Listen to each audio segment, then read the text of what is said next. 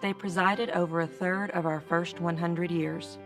From 1940 to 1974, Everett and Joan Derryberry shaped our campus into a model of higher education they were familiar with and inspired by. The graceful formality of open quadrangles and classical architecture, a close-knit family of students, faculty, and staff, a responsiveness to national needs and curricula, the desire for sound mind and body, and as a place for culture, where the visual and performing arts were not just afterthoughts or elective. At 34 years old, Everett Derryberry was the youngest college president in the nation. In his first decade at Tennessee Tech, he was offered presidencies in Florida, Washington State, and Tennessee. He said he wanted to come to Cookeville and then stay in Cookeville because this was a place where he thought he could build something. He thought and thought about Tech, and it was going to be just another, what you would call, normal school. It tried to do a little bit of everything.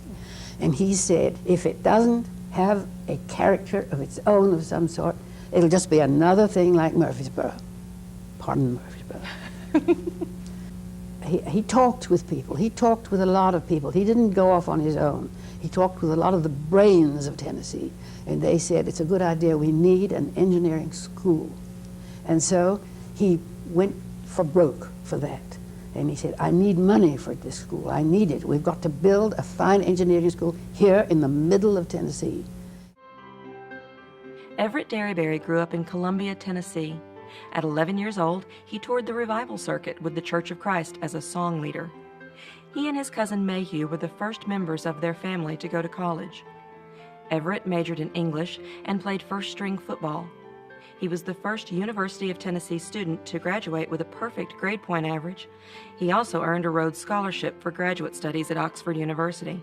He sailed to England where he met Joan Pitt-Rue during a rehearsal of the Oxford University Choral Society.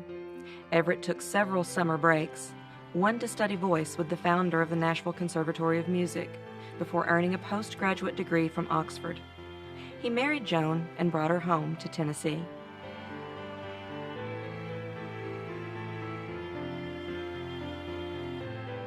A larger-than-life biography, this was a man with high expectations. We at Tennessee Tech have little patience with mediocrity when it is less than any individual's maximum, because we believe that each individual should strive to realize his fullest potential.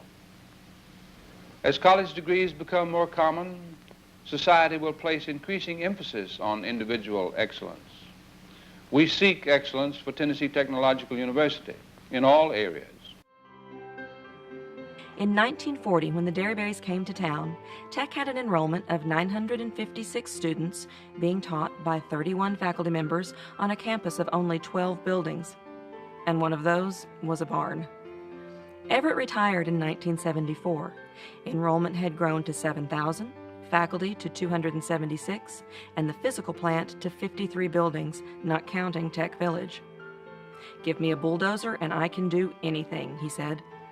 In 34 years, there was time to design and implement master plans that kept the campus the envy of public colleges across the state. The Derryberrys had the luxury of time, if not always a luxurious budget. They wanted more of everything. Tennessee Tech is typical of many colleges and universities throughout America. It is what it is because of the dreams, the aspirations, and the toil, often against great odds, of small groups of dedicated men and women. Few of those who worked to establish Dixie College and Tennessee Polytechnic Institute and Tennessee Technological University could envision to what extent their dream would be realized. Tennessee Tech is an active member of its community and its region and state. It desires to be a partner in progress, a good citizen, offering assistance, guidance, and leadership. Like its community, its state, and the South, Tech stands on the threshold of tremendous growth, and it contains the potential for even greater service, not just to a limited region, but to the nation and world. A friend of the Derryberrys said, "When Everett walked into the halls of the state legislature and said, 'I'm Everett Derryberry, and I want this, and I want that,' well, he got it. He had a marvelous personality and was so well respected. I told him one time, there's only one person in this town smarter than you, and that's your wife. He made TTU what it is today. I think everybody gives him credit for that, but Joan brought the arts to the community. She was a brilliant musician and artist. She could charm a bird off a tree. Everett got all the credit for building the university, and deservedly so, but she deserves the credit for what happened in town. I tell you what I love about Tech, and have off and on through all the years, the lovely feeling between what I like to call the town and the gown, the town and the university.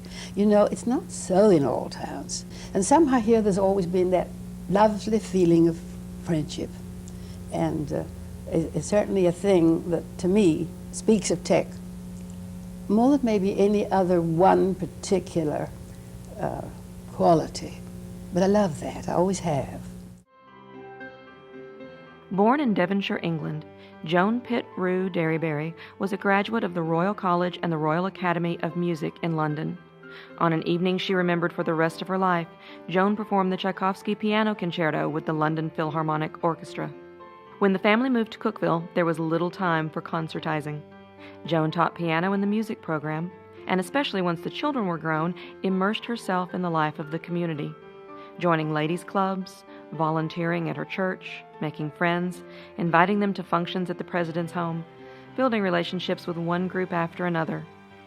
More than anything, she became an instrumental member of the arts community, not only in Cookeville, but statewide as a charter board member of the Tennessee Arts Commission and its first secretary. Here at home, she founded Town and Gown. She founded the Theater Society that became the Cookeville Children's Theater. She founded, alongside a brilliant former student, James Wattenbarger, a resident community symphony orchestra. Perhaps as important as all of that, Joan Derryberry, with her husband at her side, wrote our alma mater, the Tech Hymn. The great part of our alumni already have achieved places of high responsibility in many fields, from the race for space to the challenge of education. Companies, governmental agencies, and school systems from throughout the nation have learned that Tennessee Tech graduates have a contribution to make.